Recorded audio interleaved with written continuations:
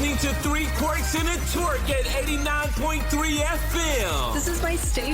Action. It's just insane and I love it. Entertainment. Hey guys, it's Selena Gomez. Hey, this is Ed Sheeran. Hey guys, it's Taylor Swift. Entrepreneurs. You need to learn this business, and this is the time to do it. And empowerment. Become an insider, so you have to know the rules before you get the game. It's Friday.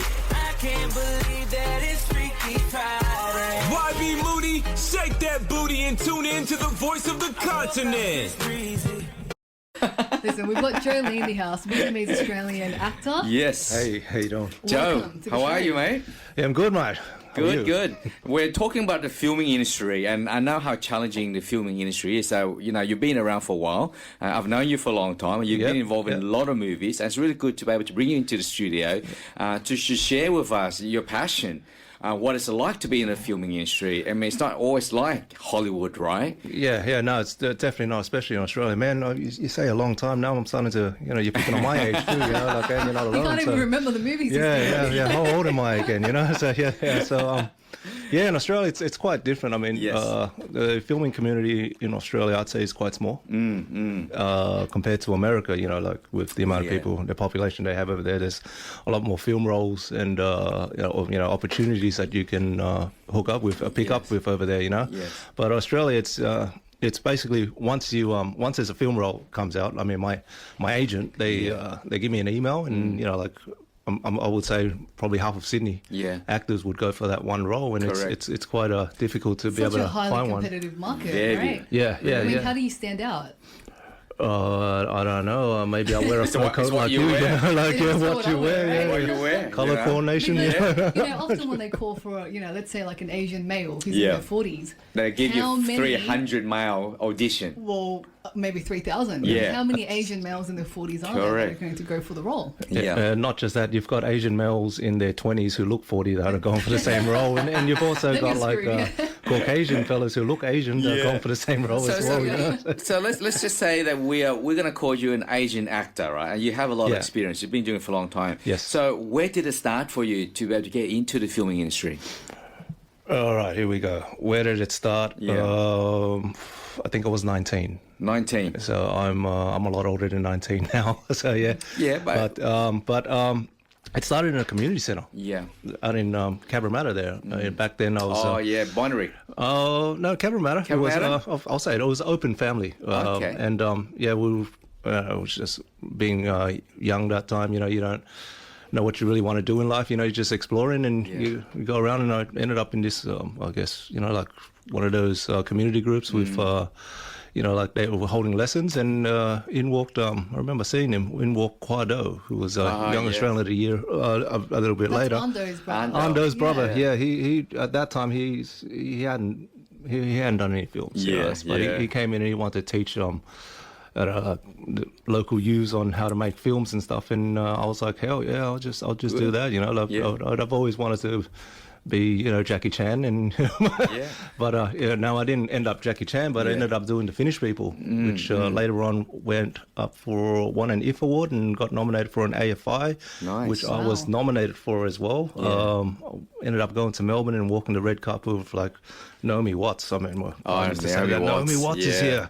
So you walk the red carpet. It's going to be great. And I was like.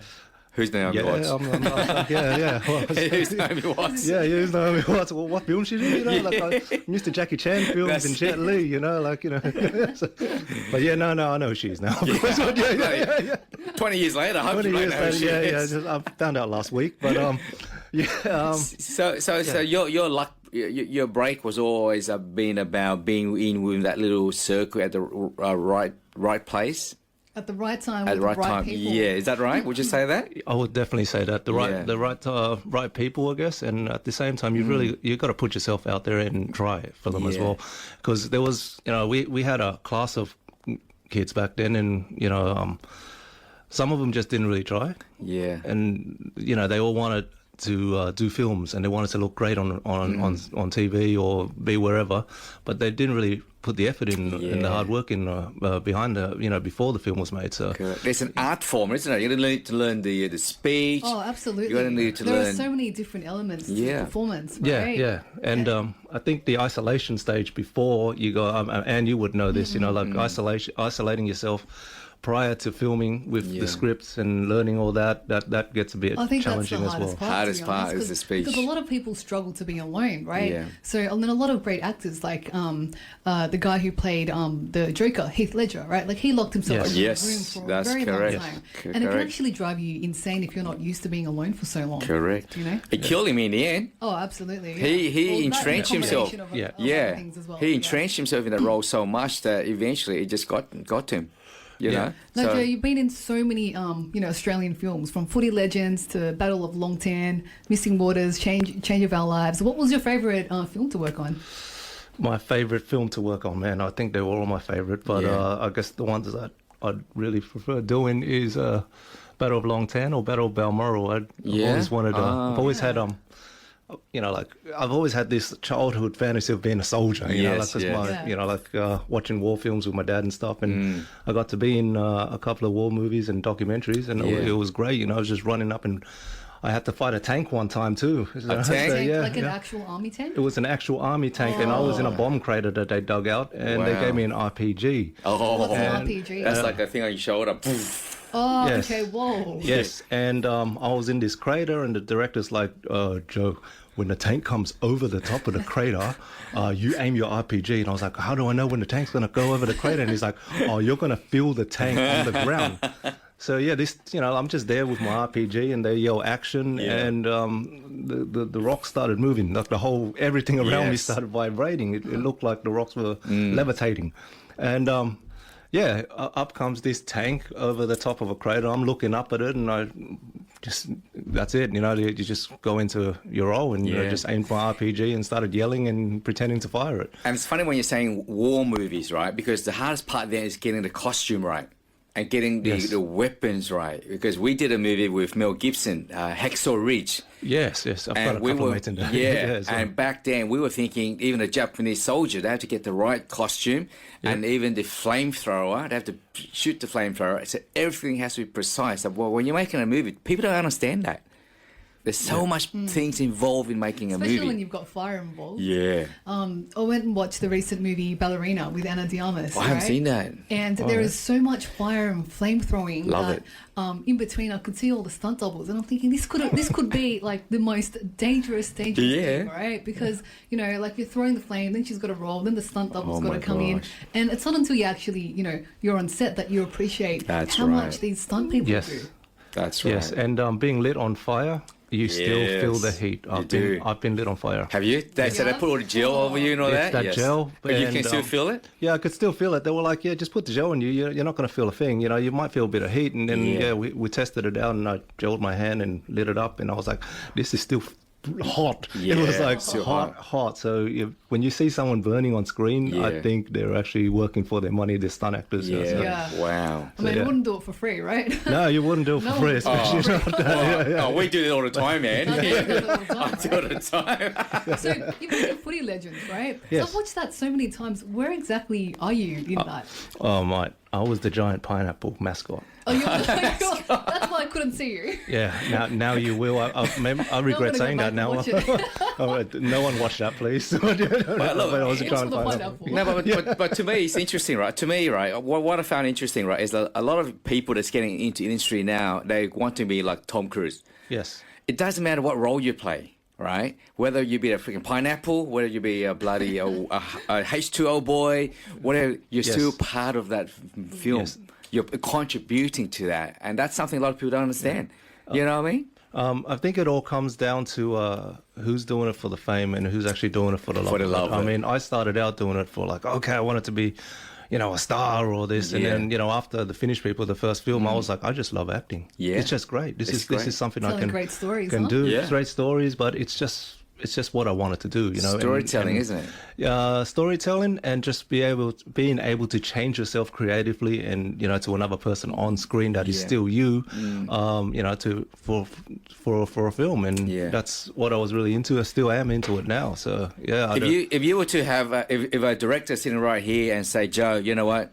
You're 42 years old. You're not that bloody old, but you're telling me you're old. If you're gonna have a chance right now, right, what role will you play? Right now? Yeah. Okay. Some type of military role. Really? You really love it that much? Still a soldier. Oh, no, it's still a soldier. I wow. love it, but it's just something. Maybe you wanted to join the army a long time ago. Maybe that's your subconscious. Yeah, That's my maybe. subconscious. I think it was just my dad playing too many war movies when I was a kid. Yeah. You know? I'm just watching too much John Wayne, Delta Force, and all that Delta Force. back in the days. Delta Force. Yeah. Because have you noticed, Ian, is that you talked about this before, how they always stereotypical us Asians as gangster. Yes. Every Like single Asian movie, mafia. mafia, gangster. We're always a badass guy, and I did ask one of our directors years ago. I said, "Can I do something that is not like gangster related? Can I like do something But like?" you look the part, though. Yeah, but it's a problem. I want something different. Can I be like a businessman? I'll tell you what. If you shaved your head, you could probably play Buddha.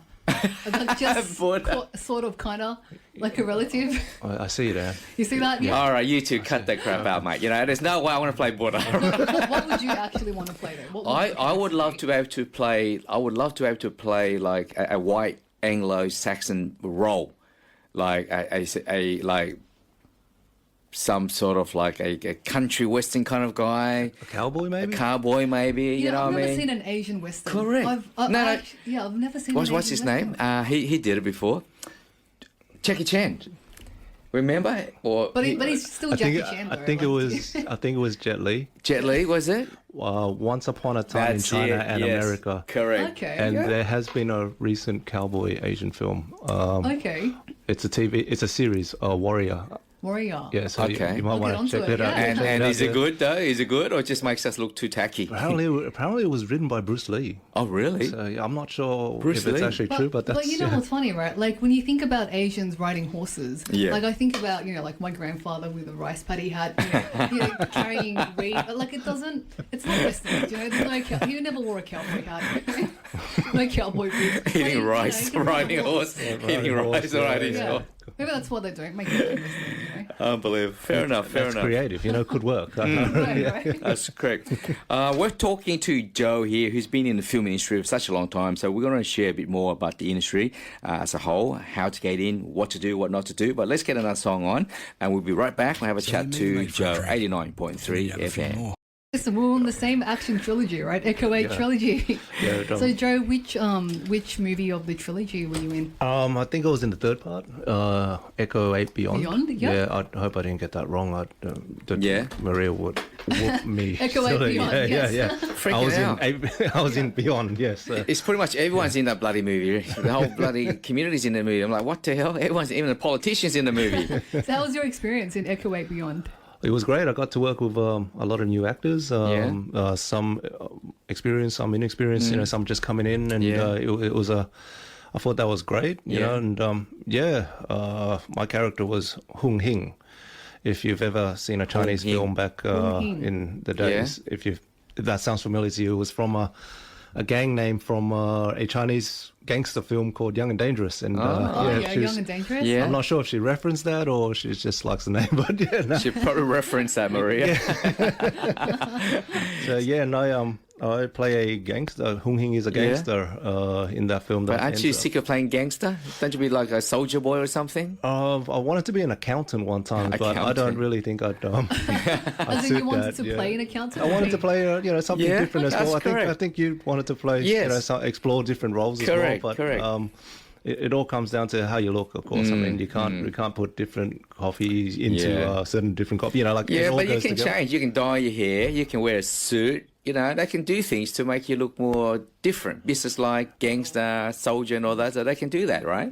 Yeah, they can, but Davey might, if I wore a suit, I'd just look like an Asian guy that's going to court. At the Downing Centre. I'm going to the Downing Downing Centre. You're putting your glasses, it might change that. I'll just look like a very educated criminal. So, with the glasses on, So tell me about the challenges though. I do know that over the years I speak to a lot of Asian actors, and the biggest challenge is that very racist in the industry. I call that as it is, and I feel that a lot of directors out there don't give Asian actors an opportunity, especially for the main lead. So how can we change that, Joe and Anna? You're going into the industry now. So how do you think we can change this? I think it's called stereotypical casting. I think it's more stereotypical casting. So you think that directors and that need to like be careful who they cast and give opportunities to not just Anglo but Asian as well? Well, as Joe was saying before, right? Like often when you cast for say like a 30-year-old Asian male, you know, you could have a Caucasian male that looks sort of Asian. He could have darker hair, smaller eyes, and could sort of pass for an Asian. But then you can have an Asian who's, you know, half white and half Asian. So, you know, that's also Asian. Yeah. True. Preference of the producer as well. From my, I guess, personal experiences and just my observing, what happens, with casting on the film industry, I don't know if the director actually has 100% say to who he wants on the film. I mean, it comes down to casting directors as well. It's got to go through a casting director, then through the directors, and then you've got the producers who threw out the money, the executives that have to pass it as well. So it's like a whole team of people that decide who is suitable for the role itself. And, like in the end, I guess it might sound a bit negative, but it all comes down to money as well. So whoever's invested the most does have more say. Have more of a say. Well. But I do say, though, that the casting directors would have more say in terms of like what they put out there, because they're the one that's doing the script, right? They're the one that's breaking it down. The casting directors, I'm not too sure if someone can correct me if I'm wrong when I'm walking down the street one day, but I think the casting directors just do the cast. They're just hired to cast people, to do auditions and all that, and then throw all the actors that they think is suitable towards the director and the production and team. This is my point. My point is the casting directors have that say on who will be able to be in that line to be cast for the role, and then they would then take that back to the director and then the executive producer. So already you can see the way they're selecting who they put forward for the executive producers and the director. That's true, yes. That is absolutely I see that all the true. time, yeah. But also, at the end of the day, right, I feel like sometimes producers have a vision of what they want that character to look like. Yes, and I think I agree with that. Yeah, and I think that's how most films are actually made. So if they have a certain vision of what a character should look like, and you just happen to be that person, you're in. That's it. That's it. It's as simple as that. It's a very competitive process, though. Like, do you think that the industry can change in terms of casting? Like, if they, for argument's sake, say they need someone like Asian, tattoo, certain height, then they should just limit down on the call out to say, okay, we specifically need someone that fits this criteria, and that's it. Where sometimes I feel that they're opening it up and just call everyone in there, and then they're wasting so many actors' time to go into the casting call and spend half a day there to do their best, but knowing that they were after someone with tattoos anyway. It's the nature of the industry, That's right? just the way it is. I mean, That's the right. bigger the budget you've got, the more you can, the more time you have to look around for the best person for the job. That's correct. We may have, there might be another guy out there that looks just like Joe, but I don't know, his ears are higher or something, or something like that, and they'll go, no, we want his ears to be lower, and then go with Joe. At least the other guy's not heartbroken. Like that. The other guy's not heartbroken in terms of like, he's still fresh. He hasn't been gone through it around, so he's willing to learn. So I guess you're right. In the end of the day, it comes down to the best person for the job. But what I'm saying is that they're wasting so many people's time, even like a TV commercial. They bring in like 100, 200 people in there. Why not just narrow it down and just bring 50 people? I don't know. I can't really answer that, but I don't know. It's just a conversation. It's just a conversation that I thought that's one way to improve it, but also allowing other culture to get involved, not just being stereotypical type. That's what I'm saying. Well, that's why independent films are so important. Yeah. You know, Exactly. representation. There's a lot of independent film, and I think you're right, Anne, in terms of people are getting sick and tired of not being cast in a major role. So a lot of the producers out there are, you know what, let's do an independent movie and then enjoy the process. And then if someone picks that movie up, then great. But at least that way they have a say on who they cast, who they want to be involved in the main lead. And I think that is a bonus for the industry as a whole. Yeah. So Joe, your project, look, everyone's thinking that, you know, you've been on a movie, on a screen, it's all hunky-dory, you get the $1 million check and you can just jump on your motorbike and you retire for the rest of your life. Is that the case?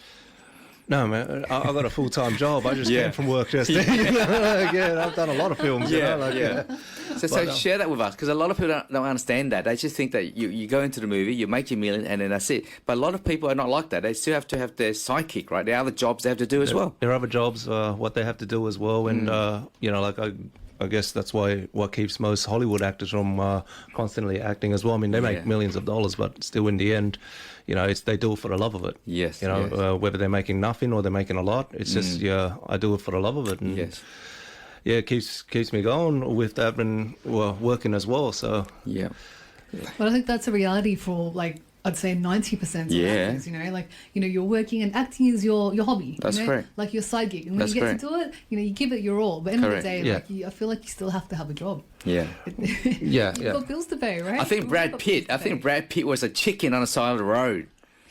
For a while, I think he was too. Joe was a pineapple. And Joe was a pineapple, you see? So, you know, he was just lucky that someone picked him up on the side of the road. Look at him now. Yeah, I'm still trying to forget that pineapple thing. But no, man, I was a pineapple. I'm going to go back and find that apple in the footy Legends. There's Joe the pineapple. Were you running onto the footy field? Or? Oh, no, I was in a butcher shop with a couple of other mascots in there as well when we were cheering on the side. Oh, God. Here we go. Yeah. I thought you'd be cheering a team on. No, that's right. The Last King of the Cross, that's an interesting one because, like, there was a lot of Asians in that one too. And I remember speaking to one of the producers there. They required a lot of Asians to come up there to the King's Cross. What was the process like? Like, a lot of people are saying now, especially in the Cabramatta area, is that all the film that they're talking about Asian community is always about gangster and drugs. And a lot of business people are saying, well, hang on, mate. Our community has grown so much now. We're like entrepreneurs, we're business people. Why don't you guys keep bringing back the old stories about the drugs and gangs and that? So what's your thoughts about that, Joe? You're talking about just in Last King of the Cross? Because they were a lot of the Vietnamese were not happy with that too, you know. I can't. What I'm going to say will probably make them not even more happy. So I was casted in that as well, and I was a gangster. So your role is like a gangster, mate. I was the gangster that cut up the main actor's face. So in that nice. as well. So don't you love the makeup? I love the makeup. The makeup. But it was a good experience. I got to sit in a stunt car for that.